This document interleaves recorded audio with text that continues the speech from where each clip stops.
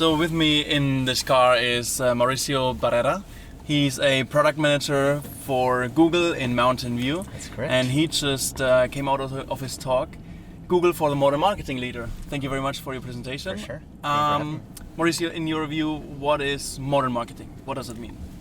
Modern marketing to me means being able to deal with the complexities of an ever-changing world where you have tons of new formats, tons of new platforms, and tons of new possibilities to reach users, and really being able to leverage and control those and make them work for you at scale.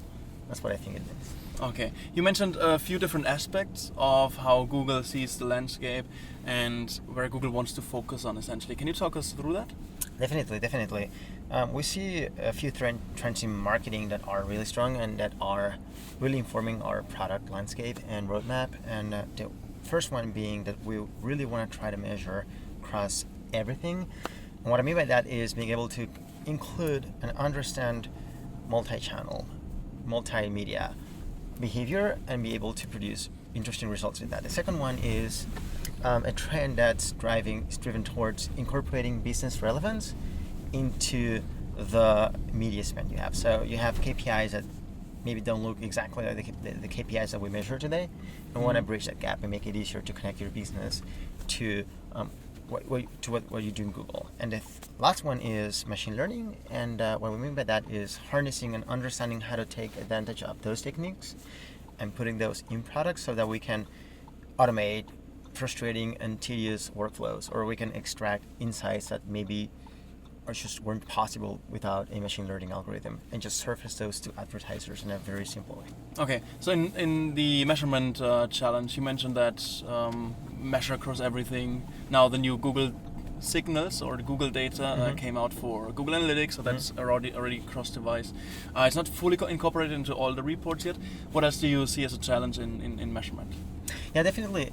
So this is interesting because that measurement challenge here, we're only talking about what's happening, for instance, within the marketing signals you're collecting, but other signals that we may be collecting have to do with behavior that happens within the app, previously to the app, in the website, previous to the website, online, offline. So honestly, part of the challenge is incorporating signals that are hard to measure, so offline signals, and how to correlate or incorporate those. And the second part is understanding or being able to have a full mapping of behavior, or as big as we need to be able to offer insights. So the challenges are measuring what is really hard to measure offline, and the second one is, now that we have more data, how do we still keep it in a way that we can use? Okay, perfect. And the second part, the business relevance. I mean, right now the industry is a bit focused on, CPMs, CPCs. Maybe they're looking on return on ad spend, something like that, based on individual channels. Where do you see the proper metrics moving towards that are more tied towards the business goals? I see.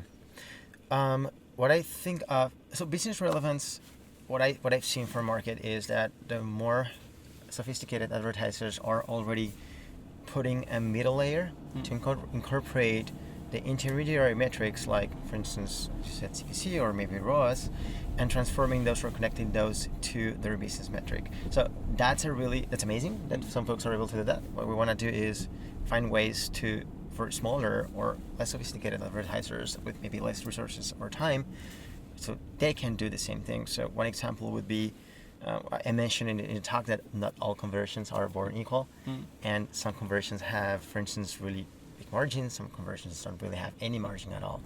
And we're thinking of ways of incorporating those signals into modeling and into our products so that you can do more with those and maybe optimize towards increasing margin or increasing profit, for instance, at the bottom line. So ultimate goal, increasing profit, obviously. Definitely. It's increasing reach, and businesses need to be sustainable. Yeah. So definitely a business may choose what goal suits them best. So that's the long-term vision. Now, intermediate steps we're taking is just seeing some industries where we can create end-to-end experiences that end on a business goal. I provided two examples, one being optimizing for store visits, the other being optimizing for app installs. They both, store visits are an intermediate goal, but it's way closer to the business. It's just one step away from converting someone just having them purchase something, and the app installs are definitely connected to the business. They mean fees or SaaS subscriptions, and we've been able to understand how different signals correlate with those business goals and create experiences that optimize for those. And those are, as I said, 2 examples. We're looking at ways to make that more generalized. Okay, perfect. So last part, machine learning. We all know that DeepMind's a company of Google, winning against humans in certain games, for example. How do you see that for marketing? I mean, we have machine learning models for tools like Search Ads 360, for example. We have data-driven attribution, for instance. But how do you see? What are the aspects? Do you see where machine learning really can play a role and can impact a marketer's life? Yes. So I think machine learning is extremely powerful, and the lower hanging fruit are those tasks that are time-consuming, repetitive, and that where you need that depth or that coverage of permutations or variants to achieve results. Example is campaign management. One of the ways, in a very framed and scoped instance, one of the ways we've tried to use machine learning to alleviate that pain is automated campaign creation towards, for instance, a shopping campaign. So how to play with creatives, how to play with headlines, how to play with those data inputs and create the best and also the formats and the surfaces to provide the best experience.